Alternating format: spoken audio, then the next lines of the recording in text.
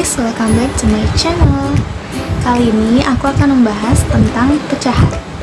Bentuk-bentuk pecahan yang akan kita bahas yaitu yang pertama, pecahan biasa, yang kedua, pecahan campuran, yang ketiga, pecahan desimal, dan yang keempat ada persen. Yang pertama, pecahan biasa. Pecahan biasa itu hanya terdiri dari pembilang dan penyebut. Contohnya 2/5. Maka 2 sebagai pembilang dan 5-nya sebagai penyebut. Yang kedua, ada pecahan campuran. Pecahan campuran ini terdiri dari bilangan bulat dan pecahan biasa. Contohnya seperti yang ada di sini.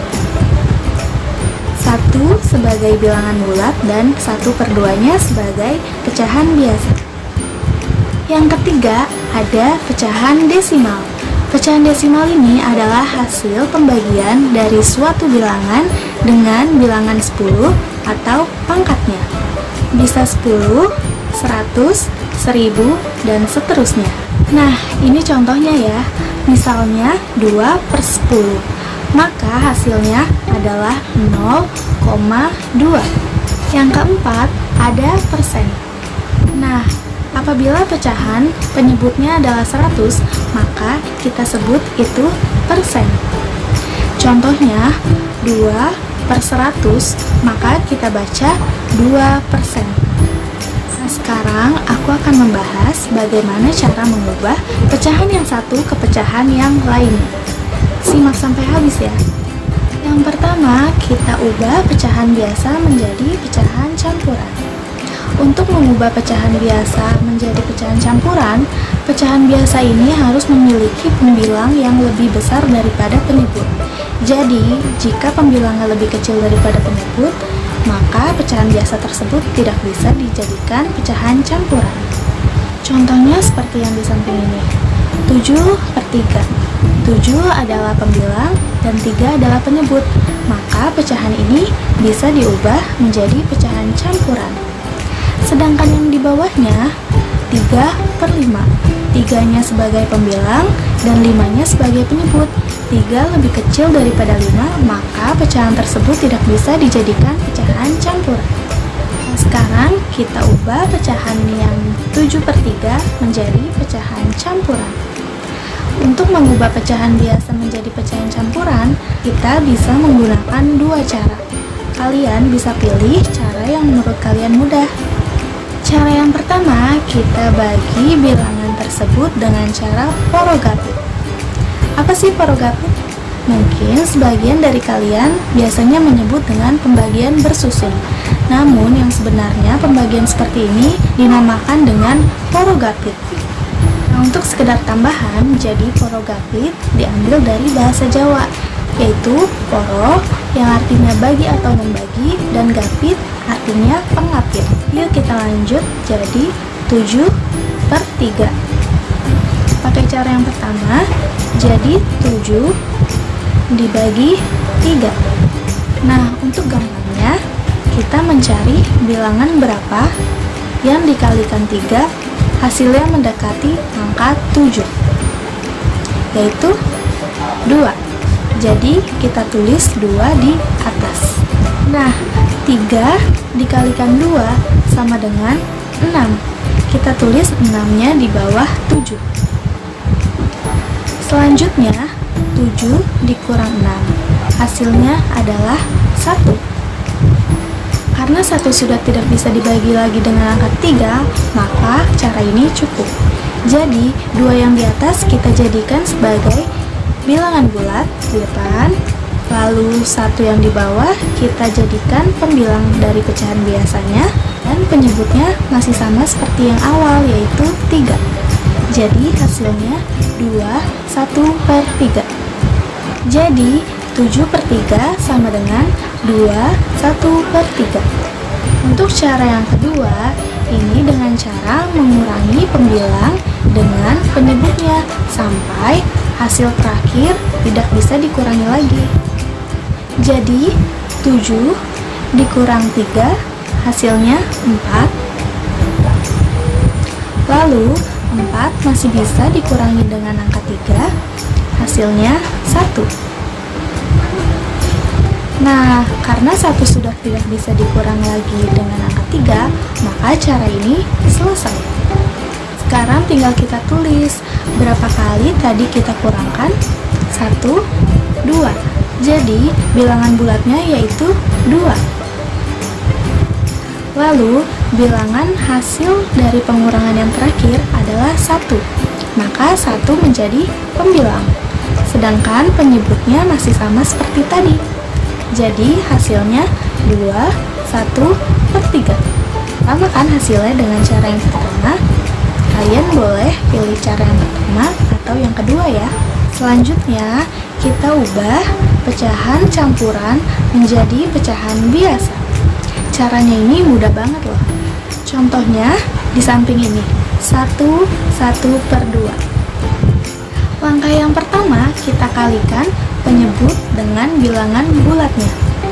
2 dikali 1 hasilnya 2. Lalu kita jumlahkan dengan pembilangnya. 2 ditambah 1 yaitu 3. Lalu penyebutnya sama seperti awalnya, yaitu 2. Jadi 3/2. Jadi 1/2 sama dengan 3/2. Mudah kan? Kita coba lagi ya. Misalnya 2, 3/4. Kita ubah menjadi pecahan biasa. Caranya 4 dikalikan 2 sama dengan 8. Lalu kita tambah dengan 3, yaitu 11. Dan penyebutnya sama seperti tadi, yaitu 4. Jadi hasilnya 11/4. 2 3/4 sama dengan 11/4. Selanjutnya, kita bahas pecahan desimal. Hal yang harus kalian ingat mengenai pecahan desimal ini, jika ada 1 angka di belakang koma, maka pecahan biasanya per 10. Jika ada 2 angka di belakang koma, maka pecahannya per 100. Jika ada 3 angka di belakang koma, maka pecahannya per 1000, dan seterusnya. Nah, contohnya 0,2. Karena ada 1 angka di belakang koma, maka pecahannya per 10. Jadi 0,2 sama dengan 2/10. Contoh yang berikutnya yaitu 0,45. Karena ada 2 angka di belakang koma, maka pecahannya adalah per 100. Sedangkan pembilangnya yaitu angka yang di belakang koma tersebut, 45. Jadi 0,45 sama dengan 45/100. Sekarang kita ubah pecahan biasa menjadi pecahan desimal.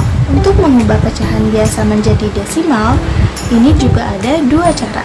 Yang pertama, mengubah penyebut pecahan menjadi 10, 100, 1000, dan seterusnya. Yang kedua, dengan cara pembagian bersusun atau porogatif. Nah, langsung aja kita ke contohnya. Contohnya 2/5. Kita ubah jadi pecahan desimalnya dengan cara mengubah penyebutnya. Nah, ada nggak angka yang dikalikan 5 hasilnya adalah 10? Ada kan? Yaitu 2. Maka 2/5 kita kalikan dengan 2/2. Hasilnya yaitu 4/10. 4/10 ini jika kita jadikan ke pecahan desimal, hasilnya adalah 0,4. Karena tadi per 10, maka hanya ada 1 angka di belakang koma. Jadi 2/5 sama dengan 0,4. Biar kalian lebih paham, kita ke contoh yang kedua, yaitu 1/4. Apakah ada angka jika dikalikan 4 hasilnya 10? Tidak ada kan? Karena tidak ada, maka kita jadikan penyebutnya menjadi 100. Angka berapa yang bila dikalikan 4 hasilnya 100, yaitu 25. Maka 1/4 kita kalikan dengan 25 per 25. Hasilnya adalah 25 per 100. Karena pernya 100, maka jika didesimalkan ada dua angka di belakang koma, yaitu 0,25. Nah, dibacanya 0,25 ya, karena jika sudah didesimalkan maka 2 dan 5-nya bukan sebagai puluhan dan satuan. Jadi bukan 0,25, tapi 0,25.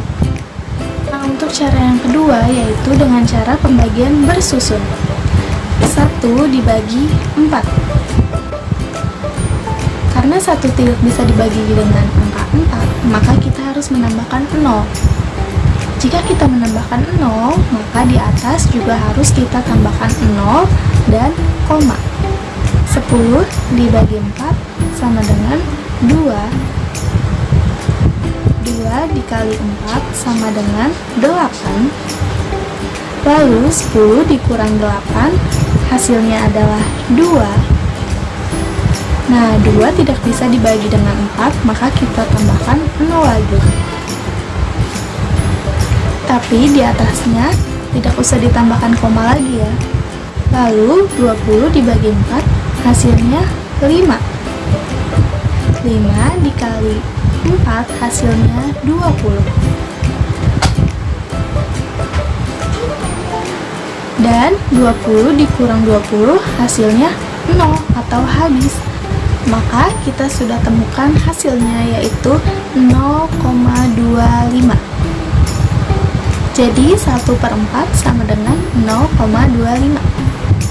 Sama saja kan seperti tadi, hanya beda cara saja. Sekarang kita ubah pecahan desimal menjadi pecahan biasa. Contohnya 0,7. Karena ada satu angka di belakang koma, maka sudah bisa dipastikan bahwa penyebutnya adalah 10.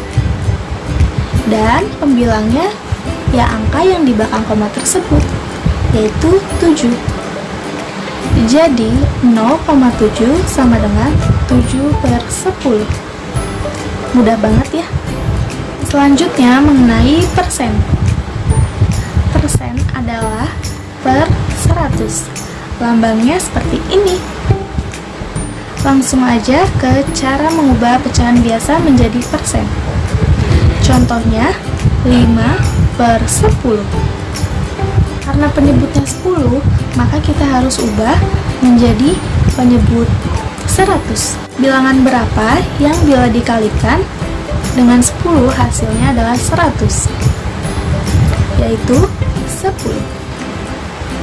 Maka 5/10 kita sama-sama kalikan dengan bilangan 10. 5 dikali 10 hasilnya 50, dan 10 dikali 10 hasilnya 100. Didapatkan hasil 50/100 atau 50%. Terakhir, kita ubah persen menjadi pecahan biasa. Contohnya di sini 30%. Maka sama dengan 30/100. 30/100 ini masih bisa kita sederhanakan. Kita bagi dengan bilangan 10. Jadi hasilnya adalah 3/10. Apakah 3/10 masih bisa dibagi dengan angka yang sama? Tidak bisa. Maka 3/10 merupakan pecahan yang sederhana dan tidak bisa disederhanakan lagi. Nah guys, itu tadi materi hari ini tentang pecahan. Semoga kalian semua paham ya. Jika masih ada yang ingin ditanyakan, kalian bisa tanyakan lewat komentar. Nanti aku pasti balas. Sekian pembahasanku kali ini. Kurang lebihnya mohon maaf. Wassalamualaikum warahmatullahi wabarakatuh. Jangan lupa like, comment, and subscribe.